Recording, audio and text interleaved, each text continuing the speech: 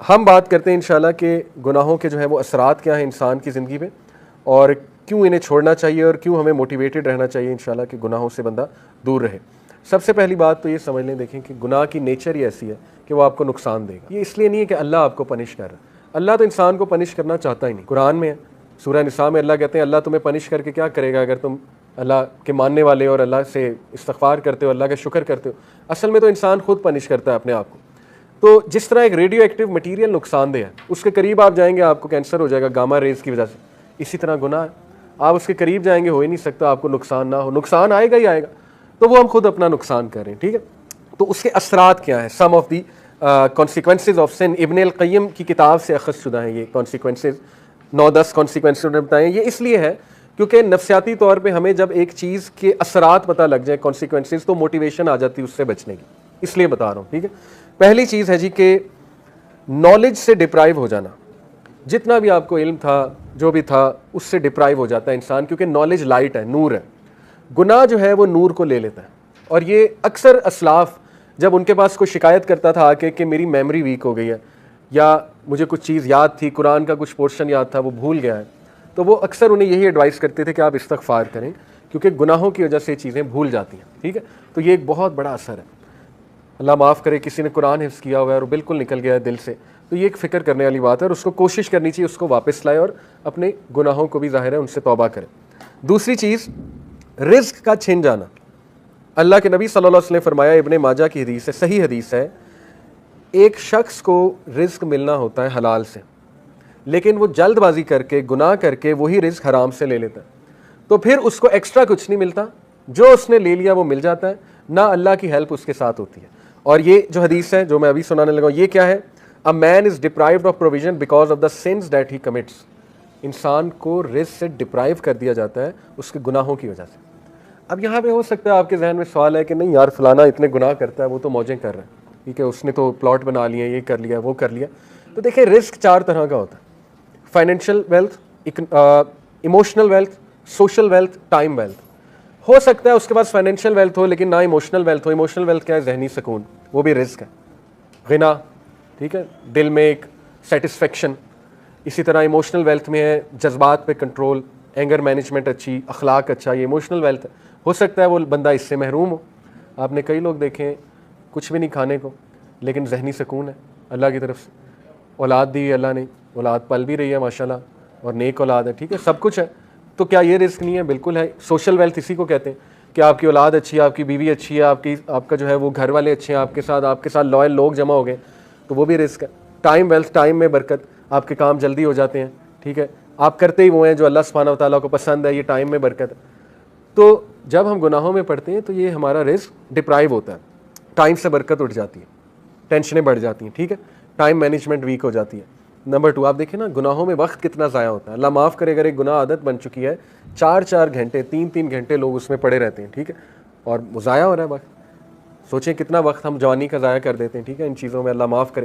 تو اس سے نکلنا ہے، اپنے آپ کو موٹیویٹ کرنا ہے۔ پھر آپ دیکھیں سوشل ویلتھ، ہمارے ساتھ لوگ ہی ایسے آ جائیں جو ہمیں کھانے کو تیار ہیں اور بس ان کی نظر ہماری دولت پہ ہو، تو پھر یہ کون سا رزق ہے؟ اس کا مطلب ڈپرائیو ہو رہا ہے اور گناہوں کی وجہ سے۔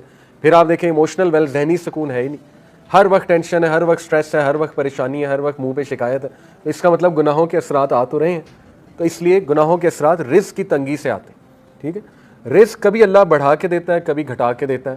اوور آل رزق تو لکھا ہوا ہے لیکن یہ اللہ کی ڈسٹریبیوشن ہے، اللہ اپنے بندوں کو چیک کرنے کے لیے کبھی زیادہ دے دیتا ہے اس کوانٹٹی میں سے، کبھی کم کر دیتا ہے، جب وہ دوبارہ استغفار کرتے ہیں پھر بڑھا دیتا ہے، ٹھیک ہے۔ یہ اللہ بادشاہ ہے، اللہ جیسے چاہے کر سکتا ہے۔ نمبر 3، اللہ اور بندے میں ایک لا تعلقی، سینس آف ایلینیشن، جو بہت بڑی پنشمنٹ ہے، اللہ معاف، بلکہ سب سے سیریس بات ہے یہ، جب آپ اللہ سے دور ہو جائیں اور ایک ڈسٹینس فیل کریں اور الون فیل کریں۔ دنیا کی سب سے بڑی لونلینس، سب سے بڑی تنہائی اللہ سے دوری ہے، ٹھیک ہے۔ تو گناہ وہ اس ڈسٹینس کو انکریز کرتے ہیں، کیونکہ دیکھیں نا انسان اللہ معاف کرے اب گناہوں میں ہوتا ہے تو اللہ ظاہر ہے فرشتے اس کے ارد گرد نہیں ہوتے، فرشتے بھی اٹھ جاتے ہیں اس جگہ سے، رحمت نہیں ہوتی اللہ کی، لیکن امید ہوتی ہے، امید بہت ہے۔ اللہ گناہ گاروں کو ہی معاف کرتے ہیں، آبویس سی بات ہے۔ اللہ ضرور ہوتے ہیں بندے کی طرف محبت سے دیکھ بھی رہے ہوتے ہیں، چاہتے ہیں بندہ نکل آئے اور بندہ جو ہے مجھ سے دعا کرے، مجھے پکارے، لیکن گناہوں کی وجہ سے آہستہ آہستہ یہ ریلیشن ویک ہوتا جاتا ہے۔ ویکنس یہاں تک آ جاتی ہے کہ ایک بندہ نا مایوس ہو جاتا ہے, کہتا ہے یار کیا اللہ سے مدد مانگوں, میں تو بہت ہی ایکسٹرا کر چکا ہوں, کام اسراف کر چکا ہوں گناہوں کے, اب کیا میں نے اللہ سے بات کرنی. ٹھیک ہے, تو پھر بندہ گیو اپ کر دیتا ہے, گیو اپ کر کے وہ مزید گناہوں کی طرف چلا جاتا ہے. اس لیے اس ڈسٹینس کو کم کرنے کے لیے استغفار, گناہوں سے توبہ کرنا, گناہوں کو چھوڑنا, تاکہ آپ اللہ کے قریب آ جائیں اور اس ریلیشن کو انجوائے کریں. خالق کے ساتھ جو ریلیشن ہے نا, وہ سب سے خوبصورت, سب سے ہیلدی ریلیشن, سب سے بیوٹیفل ریلیشن ہے, اور انسان خوش ہو جاتا ہے خالق کے ساتھ ریلیشن اسٹرانگ کر کے. ٹھیک ہے, یہ چوتھی چیز, things become difficult for him so that he does not turn his attention towards any matter but he finds the way blocked or he finds it difficult. کام مشکل ہونا شروع ہو جاتے ہیں گناہوں کی وجہ سے. میں نے جیسے کہا رزق میں تنگی آ جاتی, اس طرح کاموں میں بھی مشکلات آنا شروع ہو جاتی ہیں. اچھا خاصا کام کوئی تھا, ہونے لگا تھا, ایک دم مشکل بن گیا, رکاوٹ آ گئی. ٹھیک ہے, تو اس موقع پہ بندے کو استغفار بڑھانا چاہیے, اپنے گناہوں کی توبہ کرنی چاہیے اس موقع پہ. ٹھیک ہے, تاکہ وہ اٹکا ہوا کام جو اللہ کی رحمت سے وہ ٹھیک ہو جائے. ایک اسلاف تھے, سلف تھے, ان کا واقعہ ہے کہ وہ قرآن حافظ تھے. تو انہوں نے ایک کرسچن عورت تھی, اس سے انہیں محبت ہو گئی. بہت خوبصورت عورت تھی وہ, تو ظاہر خوبصورتی کی وجہ سے وہ اٹریکٹ ہوئے. اس کرسچن عورت نے ان کے سامنے شرط یہ رکھی کہ تم اسلام چھوڑ دو, اسلام چھوڑ کر جو ہے نا وہ پھر تم مجھے پالو گے. تو وہ جو سلف تھے انہوں نے بات مان لی, اللہ معاف کرے, he left Islam for the sake of women, اس سے امپریس ہو گئے.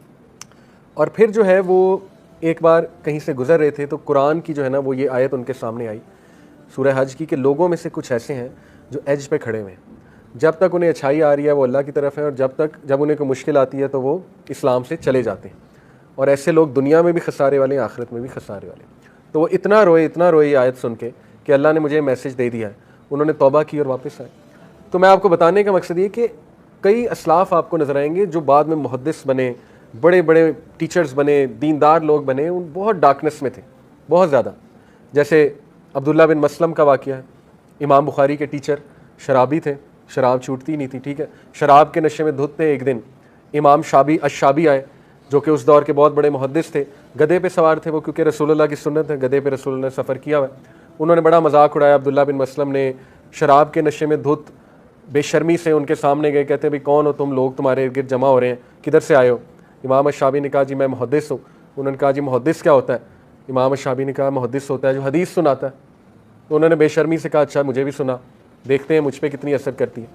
شراب کے نشے میں دھت تھے, تو انہوں نے حدیث سنائی کہ نبی اکرم صلی اللہ علیہ وسلم نے کہا جب تو شرم نہ کر تو جو چاہے کر. آپ دیکھیں کہ کتنے ذہین تھے کہ وہی موقع تھا, وہ بے شرمی سے آیا تھا نا. اللہ کے نبی نے کہا ٹھیک ہے, یہ اس طرح ہے جیسے ایک باپ بیٹے کو نہیں کہتا جا پھر جو کرنا کر. تو دیکھیں وہ حدیث ایسا ان کے اوپر گری پہاڑ بن کے. انہوں نے کہا کہ میں اسی وقت بس توبہ کی, ارادہ کیا کہ اللہ میں اتنا بے شرم ہو گیا ہوں. اور ماشاءاللہ آپ دیکھیں وہ عبداللہ بن مسلم امام بخاری کے استاد, ٹھیک ہے, حدیث کے حوالے سے.